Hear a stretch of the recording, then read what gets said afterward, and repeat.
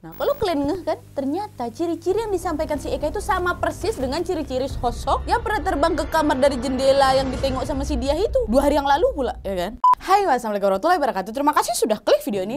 Oke, di malam Jumat ini seperti biasa aku akan kembali membagikan cerita dari pengalaman pribadi horor Wawa sekalian, ya kan? Sebelum aku mulai ke ceritanya, aku mau ngucapin terima kasih banyak buat Wawa semua yang sudah meluangkan waktu dan menyempatkan waktu untuk berbagi pengalaman horor kalian kepada kami semua yang haus akan cerita horor, ya kan? Dan buat kalian yang gak mau ketinggalan kisah Wawa sebelumnya, langsung aja cus ke playlist cari kisah horor Wawa, ada part 1 sampai part sekarang. Dan buat kalian yang gak sengaja ngeklik video ini tanpa tahu aku ini siapa, perkenalkan nama aku Nadia Omar. Aku akan upload video terus setiap hari Selasa, Kamis, dan Sabtu jam 7 malam, Wak. Membaca cerita horor, kriminal, dan sejarah juga. Jadi buat kalian yang juga tertarik dengan hal-hal kayak gitu, boleh langsung subscribe aja channel ini biar kita langsung 4 juta subscriber tahun ini, ya kan? Amin ya Allah, amin. Ayo tonton video ini sampai habis biar sama-sama merinding kita. Jangan aku aja, Wak. Ya kalian juga harus tonton malam-malam, jangan besok pagi.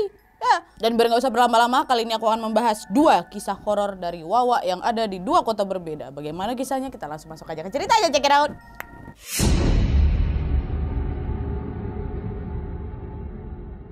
Oke, Wak, kisah pertama yang bakal aku ceritain ini datang dari Wawa aku yang minta namanya disamarin, Wak. Kita sebut aja namanya Diah ya.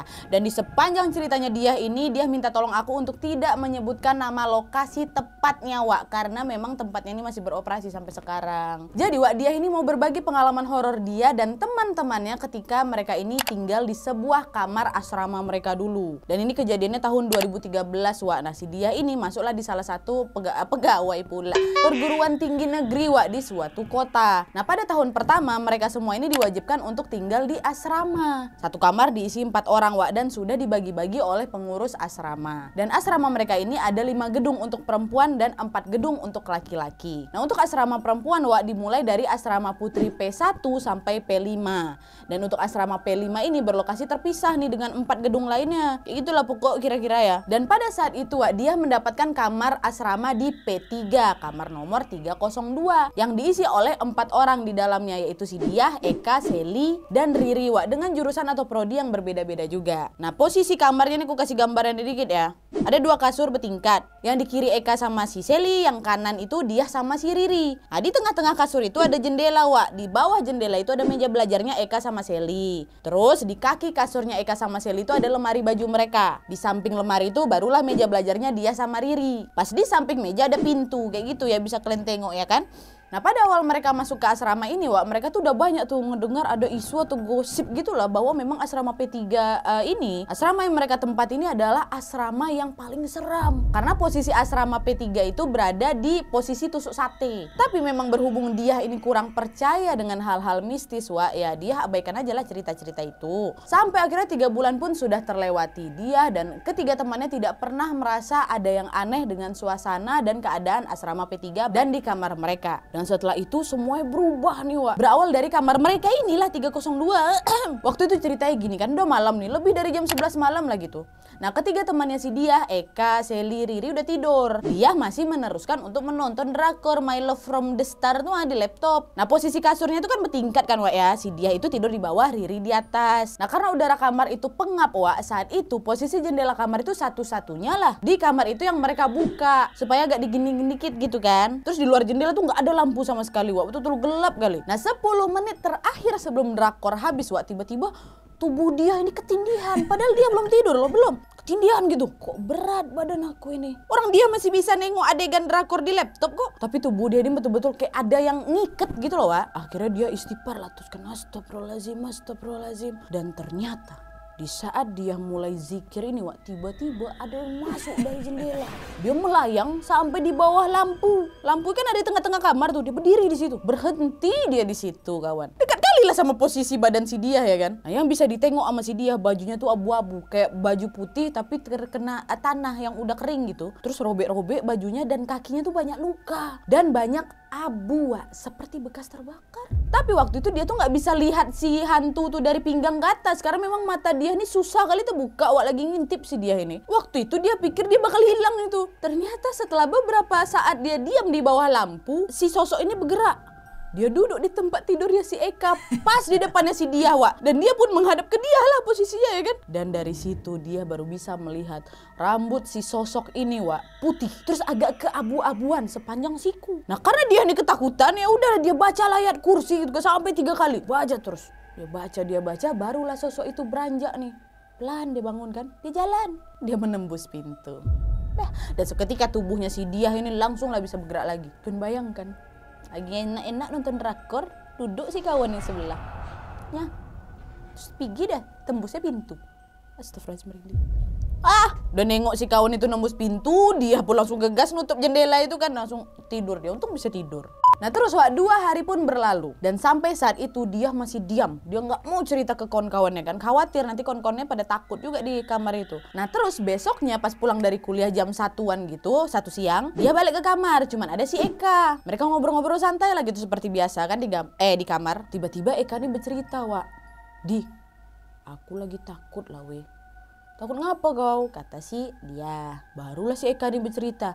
Tadi jam 11-an siang sebelum kau masuk ke kamar ini, waktu aku udah pulang kuliah ya, aku kan sendirian nih di sini. Terus aku sisir lah rambut di depan kaca di meja belajar aku. Meja dia kan ada tepat dekat jendela kan, Wak. Nah pas aku lagi nyisir, tiba-tiba aku tengok, Wak, dari cermin. Di belakang aku ada sosok wanita berambut putih abu-abu dengan baju robek-robek. Lagi sisiran juga dia di belakang aku. Langsung aku tutup cermin kan, Wak. Baru aku langsung lari tuh keluar ke kamar sebelah. Nah kalau kalian ngeh kan, ternyata ciri-ciri yang disampaikan si Eka itu sama persis dengan ciri-ciri sosok yang pernah terbang ke kamar dari jendela yang ditengok sama si Diah itu 2 hari yang lalu pula, ya kan? Tapi walaupun udah melihat sosok yang sama, dia masih belum mau menceritakan apapun baik ke Eka atau ke teman-teman lainnya tentang apa yang dia lihat. Padahal dia senasib tuh sama si Eka, nengoknya sosok yang sama, ya kan? Gak mau dia cerita. Sampai suatu malam, Wak, mereka berempat nih berkumpul lah di kamar, ngobrol-ngobrol santai lagi, bercerita lah itu sampai pembahasan cerita mereka tuh ke soal mistis di tempat tidurnya si Sally sampai jam 11 malam karena memang udah kasihkan ngobrol kali itu sampai lupa waktu mereka. Memang bahas horor ini nggak akan pernah habisnya gitu. Nah ketika mereka sadar dan melihat jam,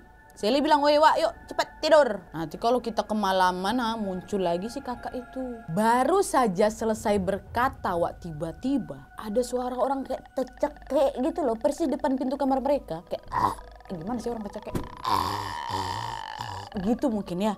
Serem ya. Dengar itu mereka diam, sama-sama dengerin soalnya berempat itu. Dan mereka langsung ngalihkan, pura-pura nggak dengar. Biar aja lah sana. Baca doa mereka pun pelan-pelan ke tempat tidur masing-masing. Mereka mencoba tidur tapi suara itu masih muncul, Wak. Sampai kawannya si Dia, si Riri, Wak, dengan berani dia langsung buka pintu depan itu. Dan waktu dicek, kosong.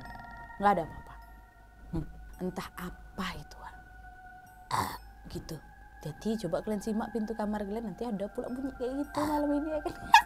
Nah hari pun berlanjut lagi, Wak. Rumor tentang kamar 302 mereka ini sudah nyebar nih kemana-mana keesokan paginya langsung. Dan akhirnya di hari itu pun dia memutuskan untuk bercerita lah sama kawan-kawannya, ketiga kawannya di kamar itu tentang apa yang pernah dia alami pada malam sebelumnya waktu dia nonton drakor itu. Sementara Eka dengar cerita si Dia tuh langsung shock lah dia, karena kan memang ciri-ciri yang disebutkan dia sama dengan apa yang dia lihat waktu dia bercermin itu kan. Udah lah tuh, taulah ini semua anak itu berempat. Dan beberapa hari berikutnya baru Wak diketahui ternyata yang buat suara di malam waktu mereka ngobrol-ngobrol itu suara orang cecek gitu, itu adalah teman kamar si Dia dari kamar sebelah, namanya Yanti, Wak. Memang sengaja dia nakut-nakutin orang ini karena mereka berisik gitu sampai malam.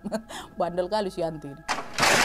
Dah bukan setan itu, memang si Yanti. Tapi Wak, semenjak hari itu sosok hantu abu-abu tadi tetap jadi perbincangan terus. Hingga sampai suatu malam jam 11 malaman gitulah si Yanti yang ngeprank mereka tadi nih masih berada di kamarnya mereka dengan posisi duduk lesehan bersandar di tempat tidurnya si Dia.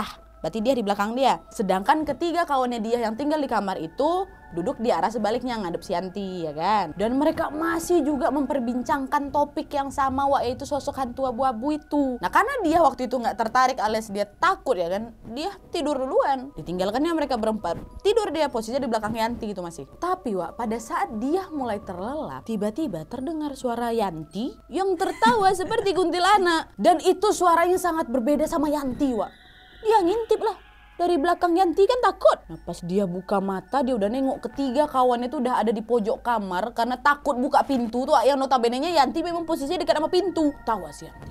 Dah sehabis Yanti tertawa tiba-tiba dia menangis, Wak. dia menangis. Dia bilang, "Woi tolongin aku, woi, mama tolongin aku." Suara Yanti ini, wah, bukan suara kuntilanak itu lagi. "Tolong aku, woi, tolong aku, mama." Gitu. Terus udah selesai itu tiba-tiba Yanti berubah lagi ketawa menyerupai kuntilanak. Yanti kesurupan, wak. Dan di sela-sela si Yanti kesurupan, sempat pula Yanti ini minta minum sama si Riri. "Riri, tolong minum, Ri, minum." Diambilkan minum, habis itu air sampai 1,5 liter, wak. Tahu aku kan. Terus udah gitu dia nangis lagi. Terus udah gitu dia ketawa lagi. Terus nangis lagi sambil minta tolong pakai suara Yanti. Kayak in out gitu lah, wak. Dan ketika kesurupan itu, wak, Yanti juga bilang, "Kalian suka ngomongin aku kan?" Hah? Situasi makin gak kondusif tuh, wak. Gegara ini dia langsung bangun, dia lari ke arah pintu, dia biarkan aja si Yanti, walaupun memang Yanti dekat dari pintu tuh, dia lari sekencang-kencangnya menuju ke pos security untuk mencari bantuan. Pada saat dia balik ke asrama sama si security, Yanti udah dalam keadaan sadar, alhamdulillah ya. Terus dia dibawa ke kamar. Dah, dia bilang, "Itulah kan udah aku bilang jangan lagi bahas-bahas dia." Datang lagi dia tuh tidur, Glenn. Udahlah tidurlah mereka berempat. Untung bisa tidur. Aku entahlah itu ya.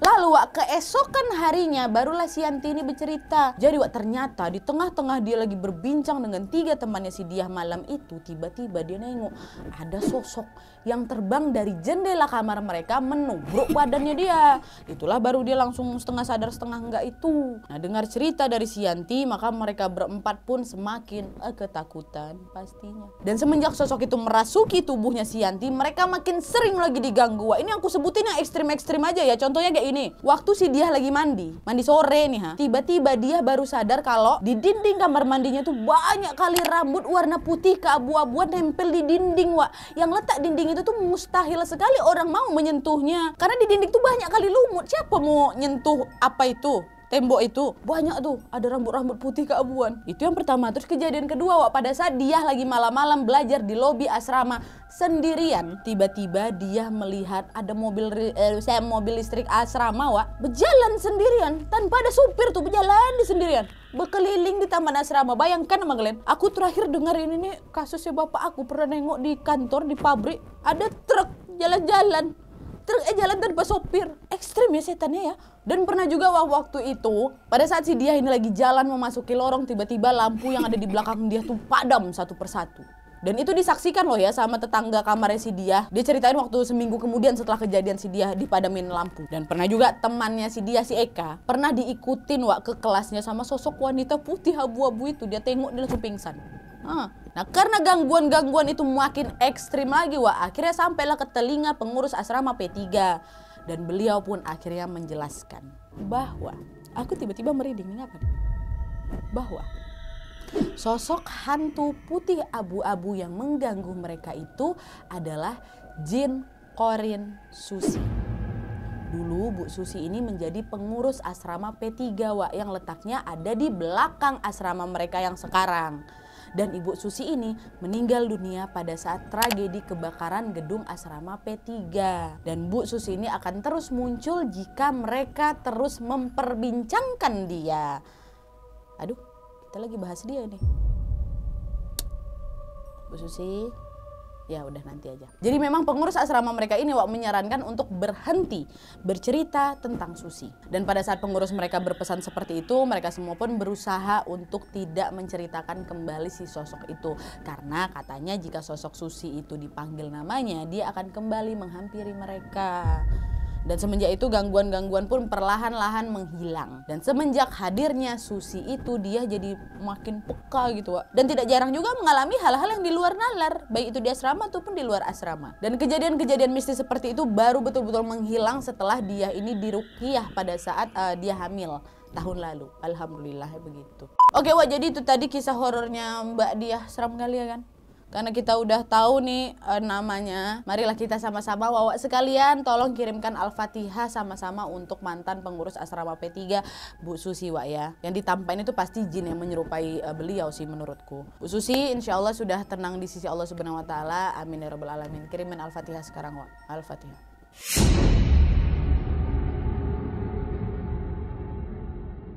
Oke, wak, kisah terakhir yang bakal aku ceritain ini datang dari wawa aku yang namanya Winda. Halo Winda. Hai. Nah, kejadian horor yang Winda alami ini terjadi pada saat Winda ini pergi merantau, wak, ke kota Banjarmasin untuk kuliah. Nah, tempat asal Winda ini memang jauh kali, wak, kalau mau ke Banjarmasin. Dan Winda pun di Banjarmasin tuh nggak punya keluarga. Ya, maka dari itu Winda pun mencari kosan lah Wak, atau rumah sewa gitu. Nah awalnya Winda itu mendapatkan kos, tapi kayak kurang cocok gitu lah sama dia karena ruangannya itu sempit gitu. Dan akhirnya Winda mencari lagi lah tempat tinggal, ada ntar gatal. Dan akhirnya Winda mencari lagi lah tempat tinggal lagi, dan kemudian dia mendapatkan rumah sewa yang cukup besar Wak, dan terbilang murah pula. Dan tanpa pikir panjang Winda pun akhirnya menyewalah rumah itu. Dan Winda tinggal sendirian di sana. Nah kata Winda Wak, kalau menjelang malam Winda mengaku memang suasana di rumah tuh makin mencekam gitu. Sampai-sampai kalau malam udah tiba tuh Winda lebih memilih untuk berdiam diri aja di kamar, dia nggak berani keluar kamar. Sampailah Wak di suatu malam Winda ini, dia lagi di kamar kan, dia dengerin lah lagu MLTR, Pen My Love, pakai earphone. Winda ikut lah bersenandung tuh. Tangan Winda gak gitu. Gitulah kan bersenandung. Nah di bagian lagu tuh kan ada instrumennya kan Wak. Tiba-tiba pada saat instrumen itu berjalan, Winda denger ada suara yang ngetok pintu kamar Winda. Denger itu, loh, kok di instrumen ada suara ketok pintu ini? Dilepaskan headsetnya, dia langsung lah nengok ke arah pintu kamar. Waktu dia denger lagi, gak ada suara ketukan pintu. Winda denger lagi lagu waktu pas instrumen itu kan dibaliknya, siapa tahu memang ada suara ketok pintu di instrumen Pen My Love itu. Gak ada. Nah, padahal dia sendirian di rumah itu. Waktu itu Winda mikir, mungkin karena aku parno aja kali ya. Nah akhirnya dia lanjut lagi lah denger lagu itu. Tiba-tiba bukan suara ketok pintu lagi yang kedengar Wak. Winda dengar ada suara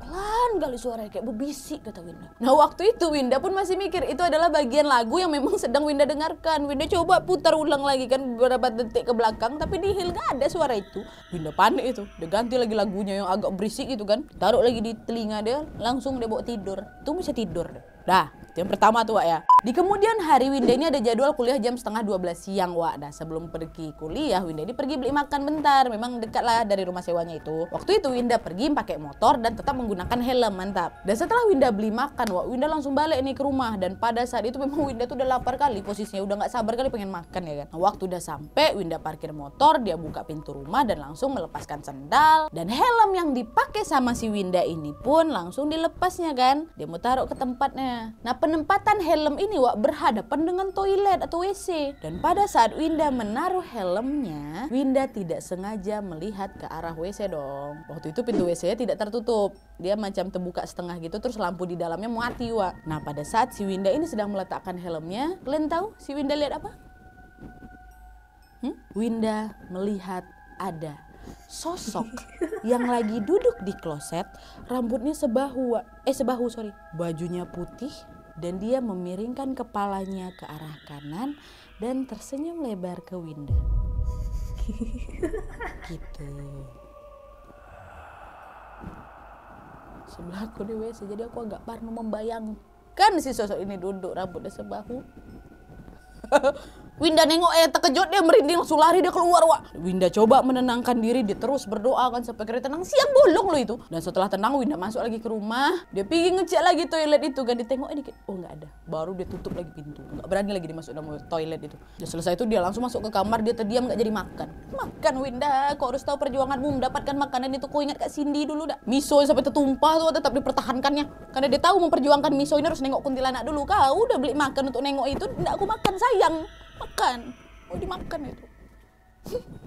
Udah lah tuh ya, makin takut lah si Winda tinggal di sana, mau pindah tapi sayang udah bayar setahun ya kan. Akhirnya Winda berusaha lawa untuk melawan ketakutannya itu dan terus bertahan di rumah sewa itu. Nah terus Wak, selang beberapa bulan kemudian Winda ini udah dapat lah kan teman akrab di kampus. Winda sering lah ngajak si kawan ini untuk mampir ke rumahnya, dan pada akhirnya si kawan ini suka nemenin si Winda juga tuh di rumah. Nah pada saat itu kita sebut aja nama kawan ini Mawar ya. Nah pada saat si Mawar ini di rumah Winda, tiba-tiba kawannya si Mawar mengajak Mawar untuk pergi makan. Mawar terimalah ajakan kawannya itu kan, dia Sherlock lah alamat rumah si Winda. Win, aku pergi makan dulu ya sama kawan aku katanya. Pergi lah kok, udah Sherlock lah alamat rumahku kata Winda kan. Nah pada saat temannya si Mawar ini tiba di rumah Winda, kawan si Mawar yang jemput Mawar ini terkejut. Wah, wih, rumah siapa ini? Mawar bilang rumah Winda, ngapa? Mawar menanyakan hal itu karena ya aneh aja nengok kawannya tiba-tiba nyampe rumah Winda terus kaget gitu ya kan. Nanya pula ini rumah siapa? Akhirnya kawannya si Mawar ini barulah dia bercerita, kau tahu dulu di rumah ini ada kejadian kelam Wak. Apa emang? dulu ada sepasang suami istri, tapi si istri itu cemburu kali sama suaminya. Kemudian akhirnya wanita itu atau si istri ini bunuh diri di toilet rumah ini.